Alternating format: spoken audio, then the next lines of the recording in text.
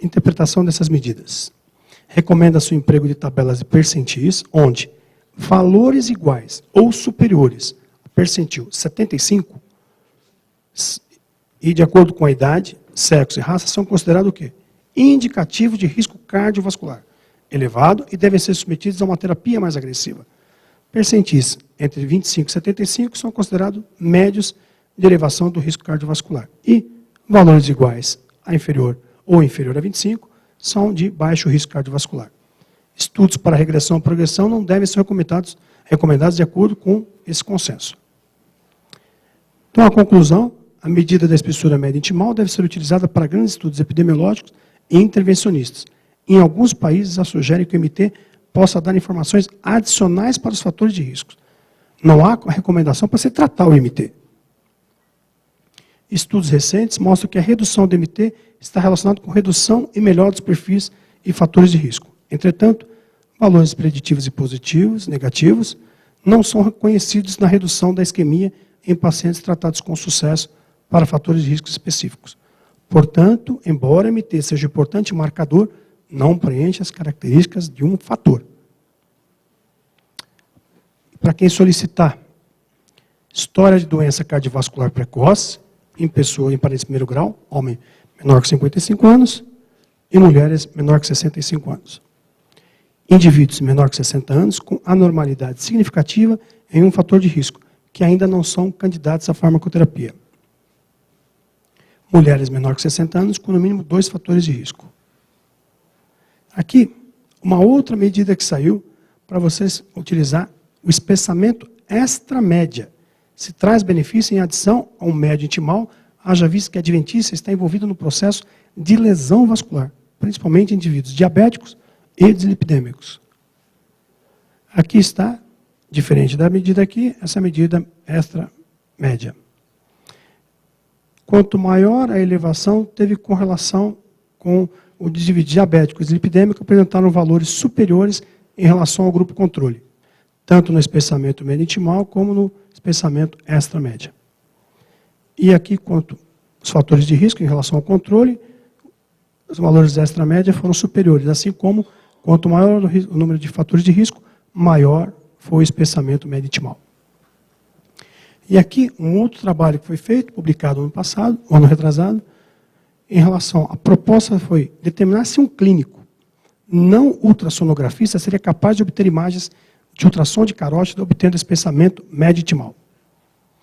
8 médicos de 5 diferentes centros foram treinados por 2 dias com aparelho portátil, fácil manuseio para obtenção das imagens, e avaliar o espessamento médio intimal. Resultado. Foram estudadas 150 pessoas, obtidos mais de 800 imagens. Não houve diferença entre os não ultrassonografistas e o laboratório central na análise de MT e na presença de placa. A correlação não houve diferença entre um grupo e outro. Aqui para mostrar que o espessamento médio intimal é um fator independente para outros riscos. Indivíduos obesos já podem apresentar espessamento médio intimal sem apresentar qualquer outro fator de risco além da obesidade. E, publicado também no final do ano, o efeito superior da niacina sobre a ezetimiba, também feito com detecção automática. E aqui, recentemente, publicado agora esse ano, a doutora Ana Cláudia já citou, ou seja, a presença de placa foi fator predisponente a apresentar um risco maior nos pacientes portadores de doenças cardiovasculares. Ou seja, a presença de placa implica num risco maior. Ok? Obrigado.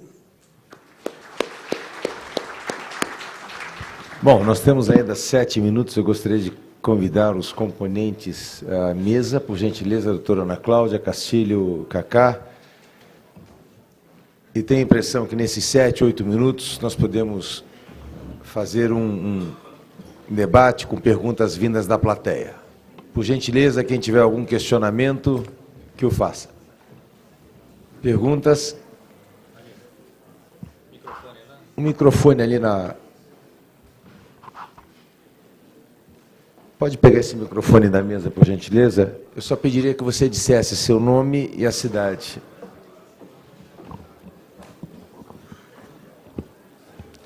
Ali. Quem quer? Bom, até o microfone chegar em você, eu vou me dar a liberdade de fazer uma pergunta para o Dr. Castilho. Se ele acha que a deformação por cisalhamento, como você demonstrou, o shear strain, tem relevância na contratilidade, na avaliação da contratilidade miocárdica, Castilho. Vamos procurar ser breves nas respostas para que a gente tenha mais perguntas. Seremos breves.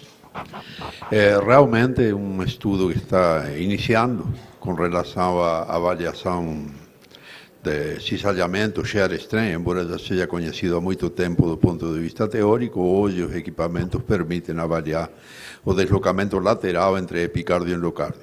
Realmente, o Kaká já falou isso, ele representa aproximadamente, em estudos experimentais, de 60%, 50%, 60% da eficiência mecânica do coração seria devida a esse movimento por cisalhamento.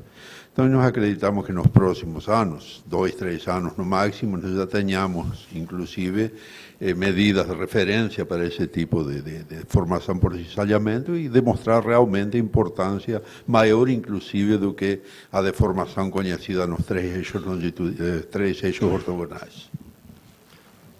Faustino, Joinville, Santa Catarina.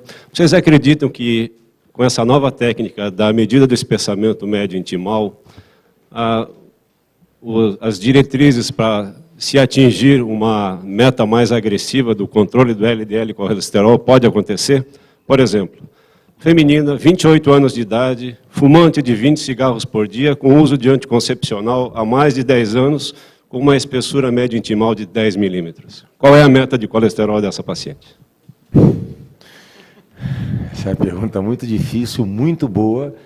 Eu não sei se alguém vai conseguir te responder qual é a meta de colesterol, que já seria o ponto final da sua pergunta, mas se esse paciente com espessura média intimal deve ser manejado ou acompanhado de uma maneira diferente. É essa a questão em geral. É isso aí? Ana, por favor. Quanto era o colesterol do paciente? Não sabe. Então, vamos lá. Na verdade, segundo o que a gente avaliaria, certamente, independente do colesterol dela, no score de Framingham, ela seria de risco baixo, porque mulher, nessa idade, ela é risco baixo. Então, qualquer agregante que você colocasse de risco, como no caso a espessura média intimal, que mesmo em níveis de percentil, já seria um percentil elevado, certamente para a idade dela e por sexo, ela já cairia, eu não tenho dúvida, acima do percentil 75. Eu acho que isso daí teria que ser uma forma individualizada, né? Porque eu, sinceramente, não ficaria muito confortável de ver um HDL nessa paciente, aliás, um LDL dessa paciente muito acima de 100, sinceramente. Mas, é claro, não dá para responder isso pela diretriz, não tem dúvida. Nesse caso, eu acho que a gente tem realmente que individualizar a situação. A primeira coisa dessa paciente, né, vale a pena a medida do colesterol para ela, até para chegar para ela e mostrar a necessidade de se mudar os seus hábitos, entendeu? Para uma pessoa dessa idade, fumante, mulher, em uso de contraceptivo, ou seja, tem tudo realmente para ter mais evidência de risco de um evento trombótico, na verdade. Tá? Não sei se respondi sua pergunta. Na realidade, você colocou um caso de uma paciente feminina, jovem, fuma 1 maço por dia, toma anticoncepcional, já tem espessamento médio intimal, se toma anticoncepcional deve ser solteira. Será que ela já teve AVC ou não? Nesse caso, não teve ainda?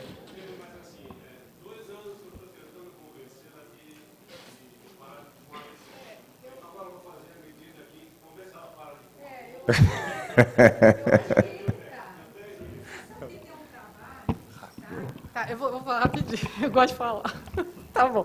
Tem um trabalho justamente muito interessante de espessura média intimal e tal, que saiu, se não me engano, foi no Journal of Vascular Surgery, e esse trabalho mostrava justamente que depois